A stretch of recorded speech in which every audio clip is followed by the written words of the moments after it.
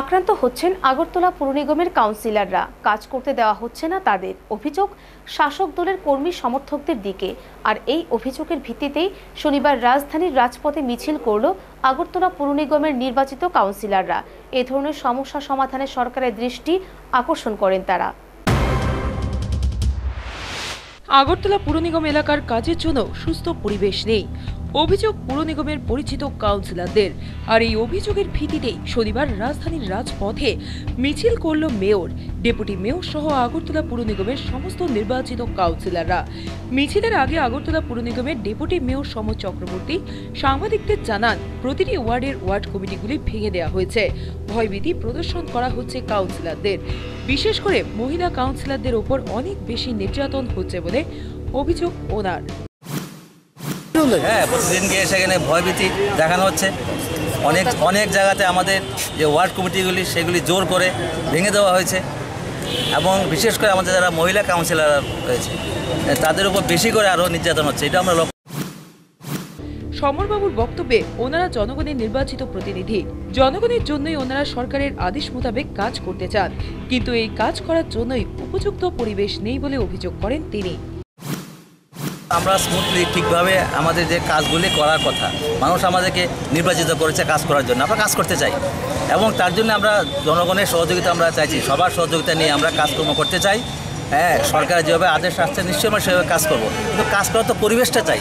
তো পরিবেশটা আজকে বেশ কয়েক মাস ধরে আমরা লক্ষ্য করছি এই জায়গাটা ক্রমশ বিষাক্ত হয়ে উঠছে। কাজে তার বিরুদ্ধে আজকে আমাদের প্রতিবাদ কর্মসূচি। আমরা শহরের মধ্যে এখানে হাঁটবো, নাগরিকদের কাছে আমরা আমাদের এই সমস্যার কথা, দুঃখের কথা, ক্ষোভের কথা আমরা তুলে ধরবো। আমরা চাই গণতান্ত্রিক পদ্ধতিতে কাজকর্ম করতে। সমরবাবু এদিন সরাসরি অভিযোগ করেন বিজেপির কর্মী সমর্থকদের দিকে। ওনার বক্তব্য, বিজেপি কর্মীরাই এ ধরনের হামলা হুজুতির সাথে যুক্ত। এর বিরুদ্ধে অভিযোগ করা হয়েছে থানায়, কিন্তু পুলিশ কোনো পদক্ষেপ নেয়নি বলে অভিযোগ ওনার। অভিযোগটা যারা বর্তমান শাসক শ্রেণী আমাদের এই রাজ্যে রয়েছে, তাদের দিকে। শাসক শ্রেণী যারা, সরকার তো এক জিনিস, সরকার তো সবার জন্য, কিন্তু যা শাসক দল আর কি, তাদের দিক থেকে এইগুলি হচ্ছে হামলা হুজ্জতি, ভয় ভীতি, জোর করে কোনো কিছু কাজ সেখানে করিয়ে নেওয়া, যেগুলি কোনোভাবেই সম্ভব না আমাদের এই কাজগুলি করা। আমাদের নিয়ম মেনে কাজকর্ম করতে হয়। হ্যাঁ, কাজে এগুলি আপনাদের মাধ্যমেও আমরা আগরতলা নগরবাসী, রাজ্যবাসীর কাছে এগুলো আমরা জানাতে চাই। প্রসঙ্গক্রমে বলা দরকার, 25 বছর শাসন ক্ষমতায় থাকাকালীন সময়েও বামেরা মাথা তুলে দাঁড়াতে দেয়নি বিরোধীদের। তৎকালীন বিরোধী কংগ্রেস দলের বেশ কিছু প্রার্থী ভোটে নির্বাচিত হলেও কাজ করতে দেয়া হয়নি তাদের। সবচেয়ে আশ্চর্যজনক ব্যাপার ছিল, বিরোধীরা প্রতিবাদ করারই সাহস পেত না বাম আমলে।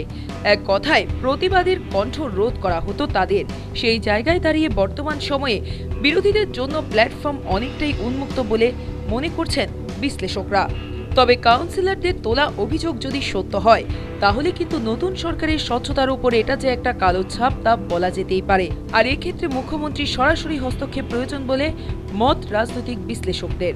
কেননা বিপ্লব কুমার দেব মুখ্যমন্ত্রীর পাশাপাশি দলের রাজ্য সভাপতিও, কাজেই দলকে পরিচালনা করার দায়িত্ব ওনাকেই নিতে হবে। Bureau report, news vanguard.